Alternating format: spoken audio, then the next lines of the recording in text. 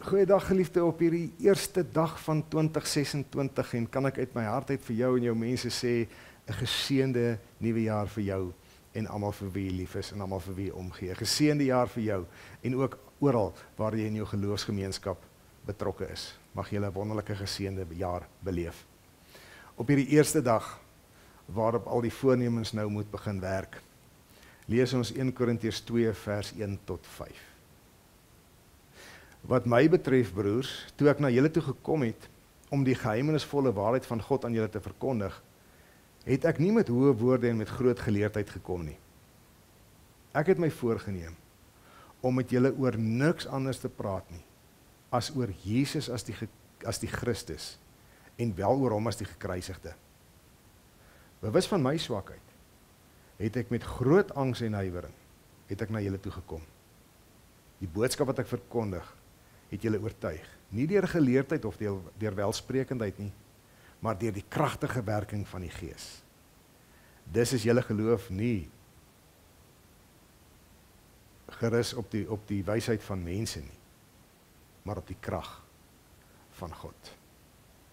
Paulus is maar skrikkerig as hy na die Korintiërs toe moet kom, want jy sien, hulle was geleerde mense, dit was 'n geleerde stad, dit was soort van die plek van filosofie, dit was die plek van wysheid, dis waar mense geredeneer het, dit is waar hulle gestry het, dit is waar hulle die geheime van die lewe probeer ontrafel het, en elkeen het met groot moed en oortuiging sy standpunt gestel, en Paulus moet daar instap,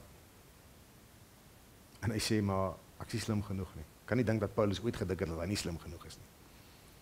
Maar hy stap aan en hy voel in homself 'n onvermoë. Hy voel in homself 'n onrustigheid en 'n gebrek aan selfvertroue dat hy nie hierdie ding kan doen nie. Dan kom hy en hy vertel ons van sy voorneme en hy sê sy voorneme was eenvoudig dit, ek wil met julle praat oor Christus as die gekruisigde. En hierdie voorneme bring hom tot bedaring.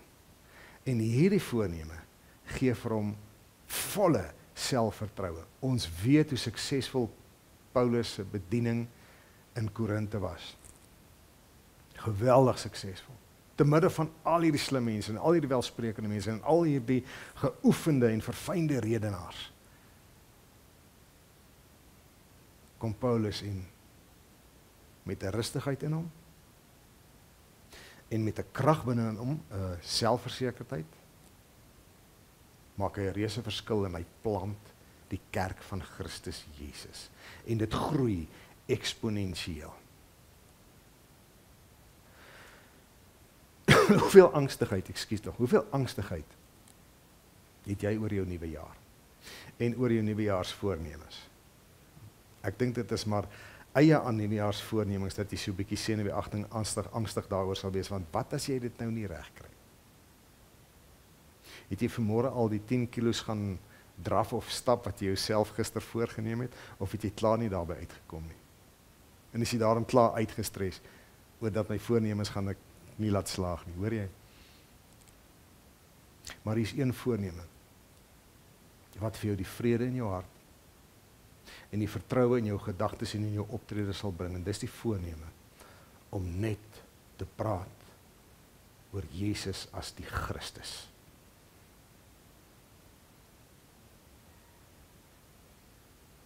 Om met oortuiging,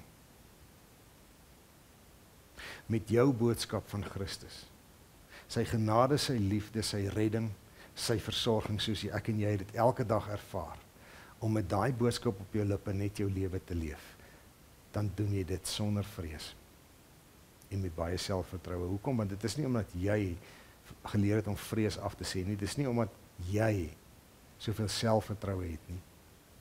Paulus sê dit baie duidelik, terwyl hy dit doen, berus alles en is alles gegrond op die krag van God.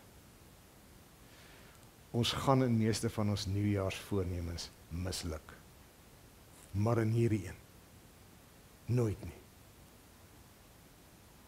Mag jy 2026 ingaan, met groot vrede, en met groot krag,